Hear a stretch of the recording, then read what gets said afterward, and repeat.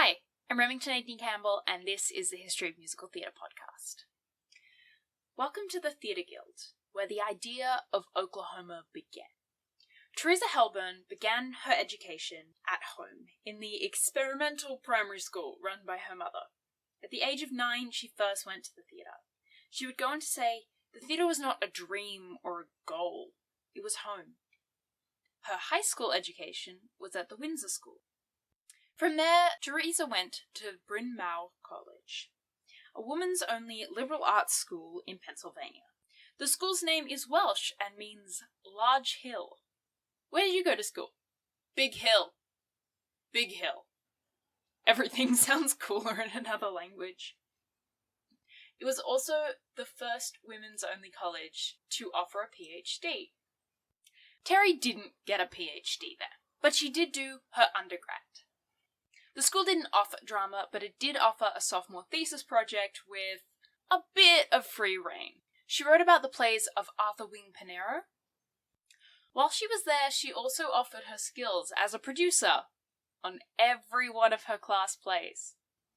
Foreshadow, foreshadow, foreshadow, foreshadow. I'm not a very good ghost. And also as an actor and director.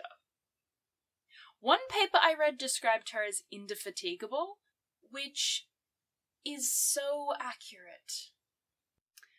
She would graduate from Large Hill, Bryn Mawr College, with so many honours. From there she went to Radcliffe College, or Girl Harvard. Yeah, Harvard was all boys and Radcliffe College was nearby and also prestigious, but only for girls. Helburn went there for the summer and studied playwriting under Professor George Pierce Baker. After that, she spent a little time in New York, focusing on her writing. She joined poetry groups and play reading groups, and she met Lawrence Langner. That's gonna be important. Foreshadow, foreshadow. This ghost thing doesn't work. After a brief stint in New York, she continued her studies in Paris at the Sorbonne. The studies themselves were important, but what was really important was being part of Paris arts culture. The whole Parisian artiste idea is not ungrounded. Paris was an arts and cultural hub, and Terry was very involved. Ever been to a dinner party with Picasso? No, me neither. But Theresa Helburn did. At another such event, she met Stravinsky. She went to the premiere of the ballet The Firebird. She even studied dance under Isadora Duncan, one of the great dance practitioners of the time. One of those people who, just has a contemporary technique named after them. I'm also pretty sure Frederick Ashton made a ballet about her life. There were also some playwriting connections she would draw on later in life, including Eugene O'Neill. But wait, aren't we meant to be talking about the Guild Theatre, I hear you say? Okay, full disclosure, I recorded this in the past, and I'm also not where you are, in your car or on your walking route, so I can't hear you say that. I'm just imagining it for storytelling reasons. Well, my dear friend, it is impossible to talk about the Guild Theatre, especially in its early years, without talking about Theresa Helburn. The Guild was actually originally the Washington Square Players. It was a theatre with a focus on presenting plays of artistic worth. Terry acted in their first play, written by Lawrence Langner. Well, I say she acted. She acted in the first 2 weeks of rehearsals for the play licensed, before her parents found out that it was about birth control and pulled her out. A few years later, she'd actually be in another Langner play, this one about open marriages, which I would argue is 15,000 times more controversial than birth control. Approximately. After a couple of years, Lawrence Langner reorganized the Washington Street Players into the Guild, a new subscription-based repertory theatre. It took its name from the guilds of medieval times. the Bakers' Guild and the Ironmongers' Guild, and now the Theatre Guild. Terry started working as a play reader there, while also writing as a theatre critic for the newspaper The Nation. Theresa would describe the Guild as a protest against commercial theatre, right from its founding. Subscription models are fairly common in theatre now. I think about my city, Sydney, and everyone offers them. Sydney Theatre Company, Belvoir, Bell Shakespeare, the Ensemble, Griffin, even the indie companies. But in 1910's New York, it was pretty revolutionary. The basic idea was that the more profitable shows could cover up the losses from the riskier shows. Rodgers and Hart's Garrett Gaieties, for example, almost certainly helped prop up the run of something with less commercial value, along with buying some hella fancy tapestries. Because of this financial safety net they created for themselves, they were able to take bigger risks on shows, like Showboat, or Porgy and Bess, or Porgy, the play Porgy and Bess is based on. Helburn said right from the beginning that she felt like they were a team of Davids fighting against Goliath, which is not really how that story goes. It reminds me somewhat of, would you rather fight 100 duck-sized elephants or 1 elephant-sized duck? Would you rather fight 1 Goliath-sized David or 100 David-sized Goliaths? Neither, please. In spite of the odd metaphor, I think her point was clear. The Theatre Guild was created as a place where commercial theatre could subsidise art.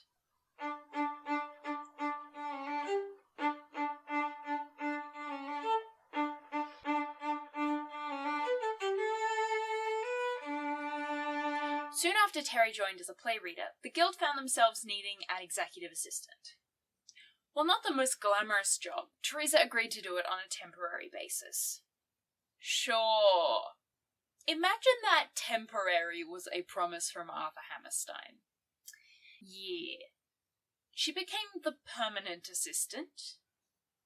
Throughout all of this, she still aspired to be a playwright and an actor, and she did bits and pieces of these. But the pull towards behind the scenes at the Guild was pretty strong on her. If anything prepares you to run a theatre company, Terry's career did. She knew what critics did and didn't like about plays. She'd been one. She'd studied playwriting. She'd been part of the Paris art scene. And on top of that, she had a really, really intimate knowledge of how the Guild ran. It's not exactly a surprise appointment. Theresa Helburn took over the Guild Theatre. Now, I just need to say that this episode is going to make me feel a little bit sad for Kurt Weill, because while hindsight makes Oklahoma look like the most brilliant idea ever conceived, this next story, hindsight's not so kind to him. Welcome to the Lilam incident.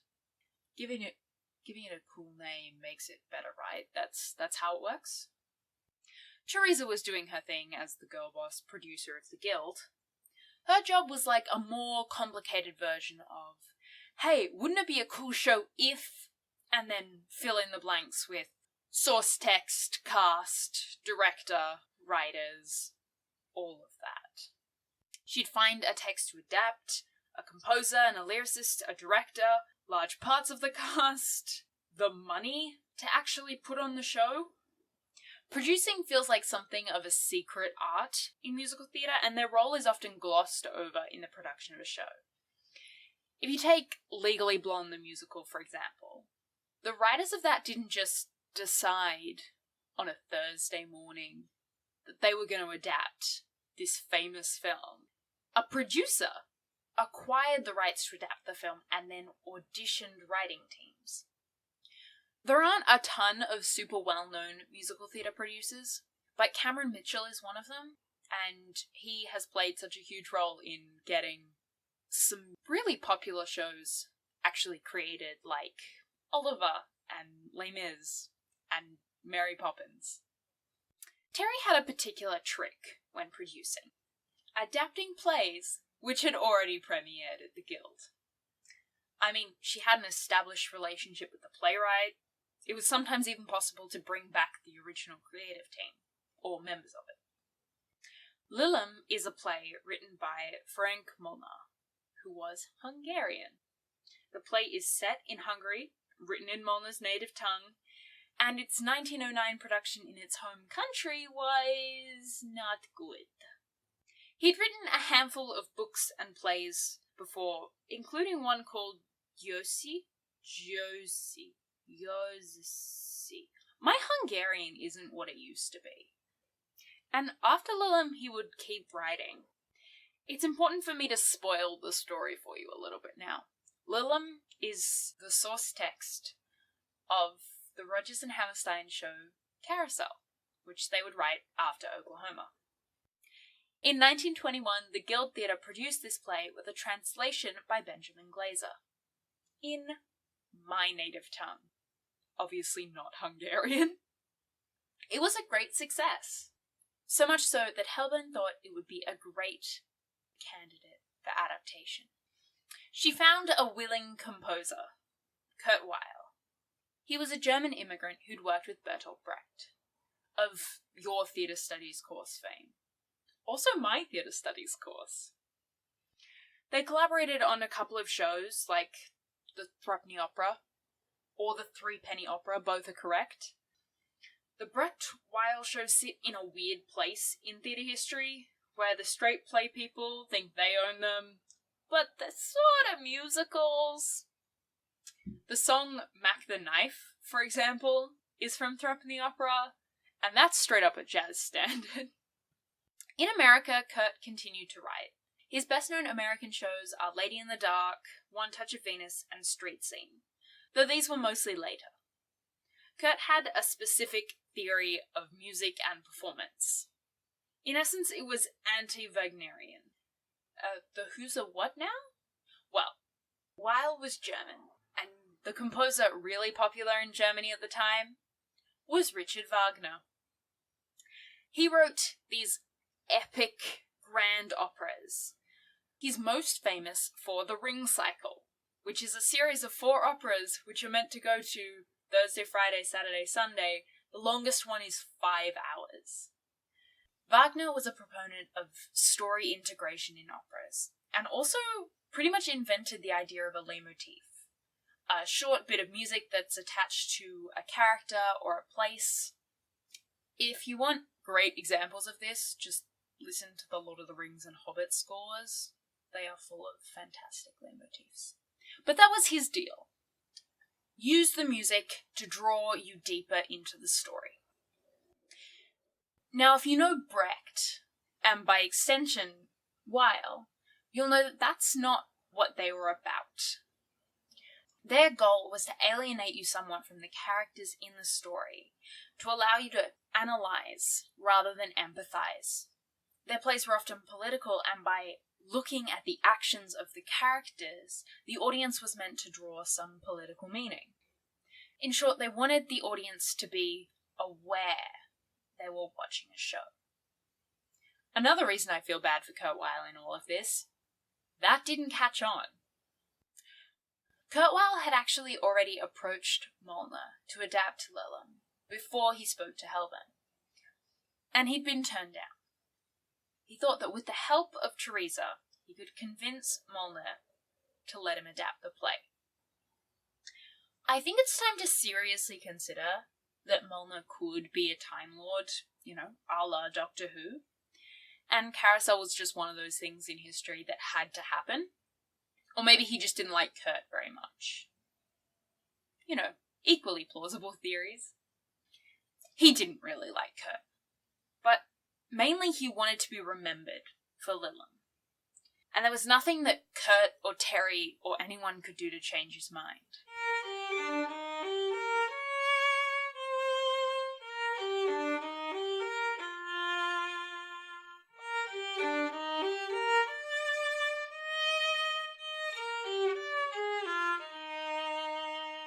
The Lilacs incident trademark me, didn't deter Theresa, though, from trying to adapt Guild plays into new musicals.